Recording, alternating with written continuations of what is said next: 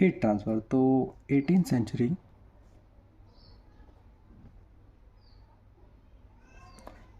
Century तक ऐसा माना जाता था कि जो हीट है वो एक वैल्यू की तरह होती है। जब वो एक सिस्टम में ऐड की जाती है तो सिस्टम गर्म हो जाता है, और जब निकाल ली जाती है तो सिस्टम कूल हो जाता है।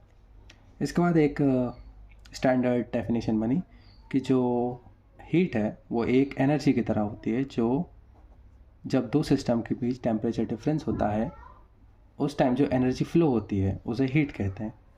तो जो पूरा हीट ट्रांसफ़र है वो टेम्परेचर डिफरेंस के ऊपर बेस्ड है। इसी को हम ड्राइविंग फोर्स बोलते हैं।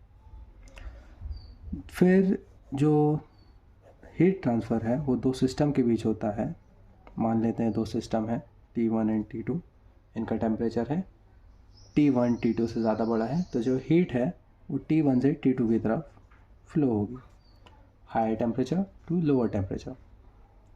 ऐसा इसलिए है क्योंकि यूनिवर्स में जो कोई भी एलिमेंट है या जो कोई भी मॉलिक्यूल है वो एक स्टेबल फॉर्म अटेंड करना चाहता है। जैसे कि हम वैलेंसीज के बारे में पढ़ते हैं केमिस्ट्री में, तो उसमें जो भी मॉलिक्यूल होता है वो या तो इलेक्ट्रॉन गेन करना चाहता है, डोनेट करना चाहता है, जिससे कि वो एक स्टेबल फॉर्म बना सके। वैसे ही कोई भी सिस्टम है जिसके पास ज़्यादा एनर्जी है वो एनर्जी लूज़ करके एक स्टेबल फॉर्म में आना चाहता है।